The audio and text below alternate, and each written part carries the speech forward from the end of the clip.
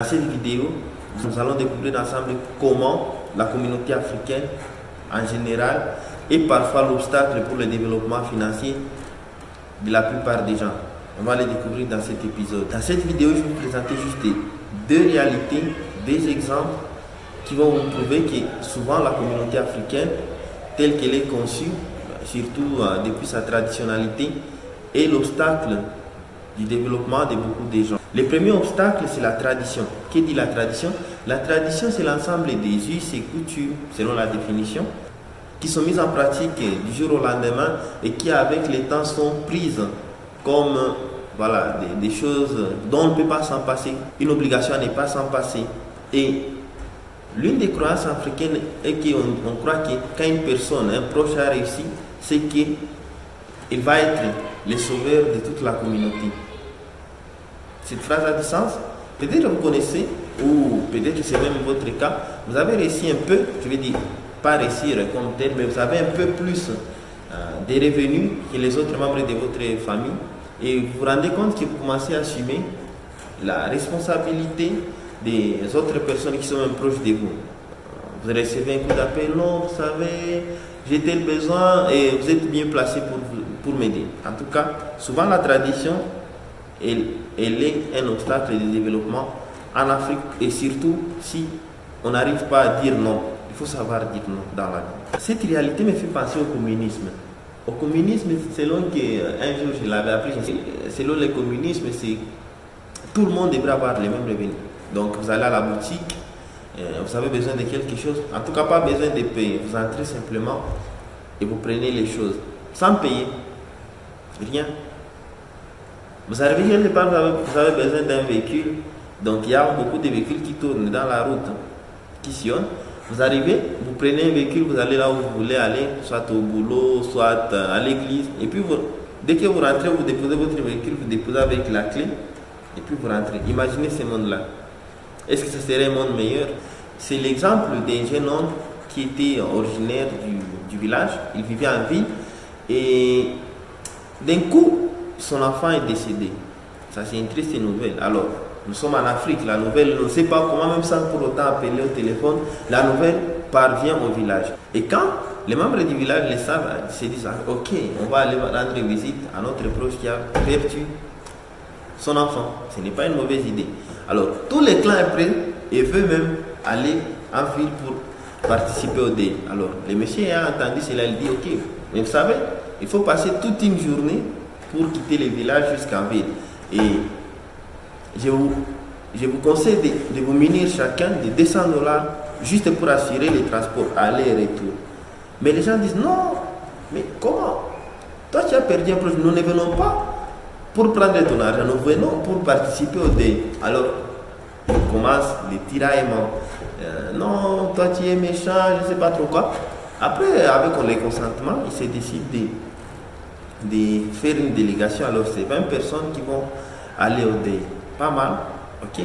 Mais ce qui est surprenant dans cette histoire, c'est que les 20 personnes là vont se décider de quitter chez eux le village pour aller en ville sans rien dans leur poche. Ils y vont sans pour autant payer les transports. Ils arrivent, ils vont passer là-bas toute la durée du deuil. Ils ne vont rien contribuer, seulement en pleurs. En plus de cela, même pour rentrer chez eux, non, même pas les transports, non. C'est les messieurs là qui doivent même s'endetter pour pouvoir assurer leur transport. À savoir qu'en Afrique, vous savez bien que les deuils, ça coûte. Vous venez, vous savez que vous avez un deuil, c'est toute la communauté qui vient chez vous. En plus, n'a rien contribué. Et au deuil en Afrique, on mange comme en fait ordinaire. Et ça dépend des cultures. Il y a même des deuils dans certaines traditions, certaines cultures, dans certaines familles, certaines tribus là où la durée des deuils, ça prend jusqu'à une semaine. Imaginez-vous si vous devez faire 3 jours en train de nourrir plus de 20 personnes, 3 jours, 4 jours. Et comme à la fête, c'est pas facile. Et vous devez le faire.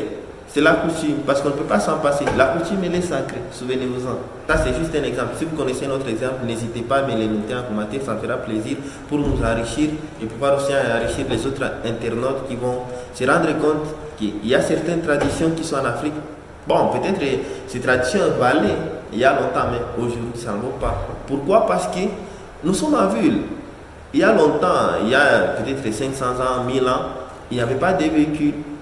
Non, 1000 ans c'est peu. Il y a 2000 ans, 3000 ans, il n'y avait pas de véhicules.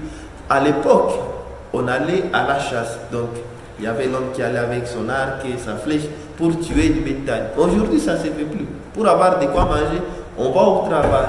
Donc, il ne faut pas adapter dire non, la coutume, la culture, la tradition, elle est sacrée. Elle était sacrée à l'époque là, mais il y a des choses qu'on faisait à l'époque là qu'on ne fait plus aujourd'hui. Donc, ça c'est l'une des raisons suffisantes pour dire qu'on doit aussi changer certaines habitudes. Le deuxième exemple, le deuxième fait pour montrer que souvent la communauté, ou je veux dire les membres les plus proches de soi, constituent souvent un obstacle pour le développement de soi, c'est des amis, des proches, des neveux. C'est l'histoire de cet homme qui appelle un jour Ricardo Kanyama pour lui dire que tu sais, j'ai une bonne nouvelle à t'annoncer. Ça commence toujours comme ça. Ma femme va mettre au monde, elle est à l'hôpital et c'est un garçon. Et on a même l'envie de l'appeler Ricardo comme toi. Ah ok, ça c'est une bonne nouvelle. Mais tu sais, on a aussi un petit souci parce que jusqu'à maintenant on n'a pas de quoi assurer la lettre. Alors Ricardo Kanyama dit ok, bon, ça c'est déjà une bonne nouvelle parce que tu vas devenir papa. Mais concernant ta requête, en tout cas, je n'ai pas grand-chose. Alors l'homme, il a dit non, comment c'est possible? Il a dit au téléphone, comment c'est possible que tu n'aies pas d'argent? Je sais que tu es un Richard, tu ne peux pas manquer d'argent. Alors Ricardo Kanyama était curieux, il était même choqué, il a dit, mais comment toi, qui savais depuis plus de 8 mois déjà, parce que la grossesse c'est 9 mois, depuis plus de 8 mois que ta femme était enceinte, et qu'après elle allait mettre au monde, et qu'après tu allais assurer la layette, tu n'as pas eu d'argent pour pouvoir assurer tout ça. Mais toi, tu me l'as fait savoir et tu veux que dans un bref délai, en tout cas, pas moins de 3 jours, pas moins de 2 jours, pas moins de 1 jour, je puisse déjà avoir de l'argent pour te prêter, ou même, parce que quand on dit prêter, en vrai, ce n'est pas prêter, c'est donner. On utilise les verbes prêter à la place de donner, juste pour camoufler ce qu'on a comme intention. Peut-être aussi que dans votre circonstance, vous avez déjà vécu certaines expériences qui vous montrent que non, souvent, ce sont les gens qui sont proches de vous. En tout cas, je sais de quoi je parle, sont proches de vous. Peut-être que vous êtes encore jeune, vous êtes encore chez vous. Mais dès que vous commencez à percevoir de l'argent, il y a des mains qui viennent un peu partout. Je vais vous donner avant tout une stratégie pour pouvoir vous en passer de cela. Donc, pour pouvoir esquiver les faits que la communauté, surtout les gens proches de chez vous, souvent les frères, des tantes, tout ça, puissent vous assommer ou même vous prêter des coups financiers. L'une des stratégies, en tout cas elle est plus sage, ça consiste à ne pas faire savoir aux autres que vous avez de l'argent. Ne faites pas savoir aux autres que vous avez un troupeau de chèvres. Parce que si vous faites savoir aux gens qui sont proches de vous que vous avez un troupeau de chèvres, ils sauront comment vous émouvoir pour pouvoir vous dire ok, tu sais, si tu ne me prêtes pas, je risque même de mourir, tu sais. En tout cas, c'est compliqué, ma femme, elle risque même de perdre sa vie dans telle circonstance. C'est mon enfant, sinon cette année ça va être catastrophique du point de vue financier, du point de vue académique, du point de vue je ne sais pas trop quoi, mais ils sauront toujours comment vous émouvoir. Et comme vous êtes un être humain, un être fait des émotions, vous allez succomber.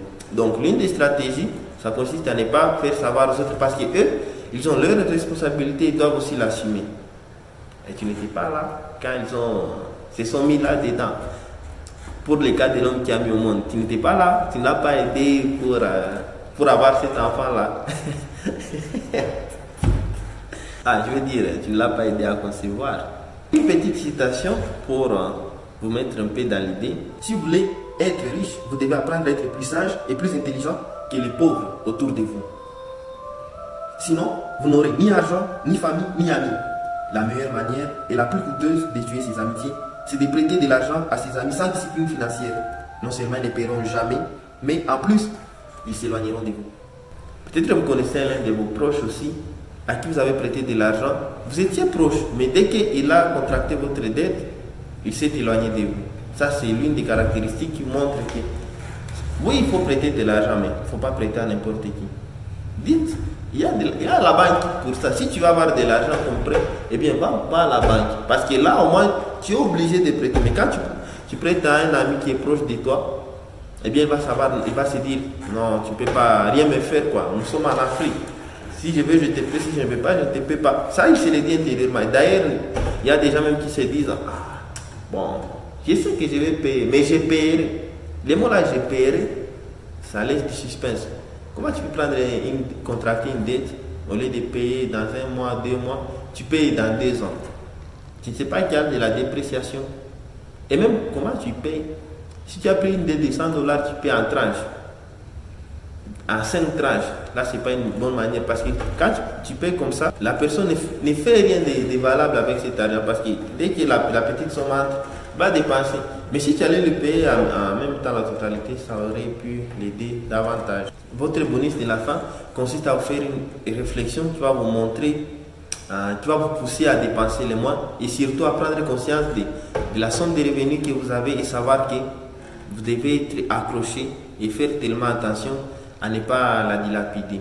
Je vous invite tout simplement à réfléchir donc, aux revenus que vous avez, évaluez-les en termes de chèvres, parce que nous sommes en train de lire la chèvre de ma main. Considérez que vous avez un troupeau de chèvres et avant d'égorger un animal, souvenez-vous qu'il y a un actif et un passif, les boucs et la chèvre. Sélectionnez bien ce que vous allez dépenser, est-ce que c'est les boucs ou la chèvre. Donc les boucs, c'est voilà, tout ce que vous devez dépenser comme dépense nécessaire. La chèvre, sachez-le bien que cette chèvre-là, elle est censée reproduire comme les ancêtres le faisaient. Ils ne pouvaient pas égorger une chèvre sans pour autant lui donner la chance de pouvoir se reproduire. Donc vous aussi, dans votre argent, somme que vous gagnez, sachez qu'il y a une partie que vous devez mettre à côté pour lui donner la chance de pouvoir aussi se reproduire.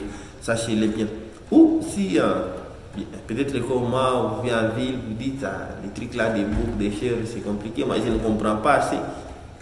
Oui, considérez que votre argent, en termes de ce que vous gagnez par jour, un exemple, si vous gagnez 300 $ les mois, un exemple, cela veut dire que par jour, parce qu'un mois c'est 30 jours, vous recevez indirectement 10 $.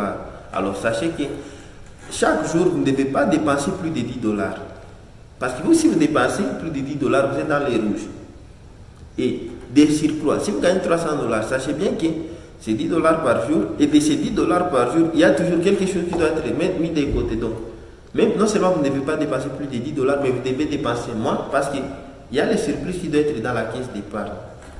Et ça, c'est l'un des pièges dans lesquels beaucoup de salariés tombent parce que aussitôt qu'ils ont, pour le cas de la personne qui touche 300 $, vous allez voir qu'il y a une semaine qui va suivre après avoir touché cette somme, il va dépenser tout. Pourquoi? Parce qu'il s'est dit, bon, peut-être que le mois prochain, j'aurai encore la même somme, mais il ne réfléchit pas en termes de ce qu'il gagne par jour. Lui, il sait, c'est tout, une somme comme celle-ci par mois. Et par jour, il y a des jours là, il va dépenser 50 $, des jours, il va dépenser 20 $, des jours, il va dépenser 10 $. Et ça, ce n'est pas une bonne gestion. Contrairement, je pourrais me dire, être tenté de dire, c'est un peu mieux pour la personne qui est travailleuse, je veux dire, un travailleur autonome. Pourquoi? Parce que si un travailleur autonome travaille, lui, il sait d'avance que par jour, j'ai comme intérêt autour de, disons, 10 $. Et par jour, comme il a un intérêt de 10 $, il se dit, il sait d'emblée qu'il ne peut pas dépenser plus de 10 $. Parce que si aujourd'hui il dépense plus de 10 $, il a déjà dépassé ou même anticipé les revenus qu'il aura demain. Donc lui, il sait que je dois vendre. Il a une petite boutique, il doit vendre. S'il dépense un peu plus, c'est qu'il est en train même de dépenser sur une partie des marchandises qu'il doit vendre sur laquelle il doit avoir un intérêt. Et si vous voyez aussi bien que ce sont les travailleurs autonomes surtout qui ont entretien des petites épargnes. On parle d'avec ici, là où je suis. Et ailleurs on parle des tontines, je ne sais pas trop quoi, mais au moins ils ont cette sagesse de savoir par jour j'ai gagné autant, disons pour le cas de 10 $, je sais que 2 $ doivent mettre de côté. Il y a une association des travailleurs autonomes, je ne sais pas trop quoi, et on met toujours de côté selon les revenus, la capacité de tout un chacun. Contrairement au salarié, parce que lui, il n'y pense même pas assez à l'extrême. Mais au moins, gardez toujours à l'esprit que les 10 $, vous ne devez pas les dépenser, vous devez toujours dépenser moins. Si vous dépensez, alors, vous allez me dire, non, tu sais, j'ai besoin d'un soulier, j'ai besoin des habits. Oui, si aujourd'hui, pour le cas de la personne qui consomme 10 $, qui a à moins 10 $ par jour, si aujourd'hui vous êtes permis d'acheter, disons, une paire de souliers à 8 $, sachez que demain, vous allez dépenser encore moins, puisque peut-être à 3 jours, en train juste de dépenser moins, de sorte que 5 jours après, vous puissiez avoir une somme qui équivaut à ce que vous êtes déjà mis d'accord pour pouvoir dépenser par jour.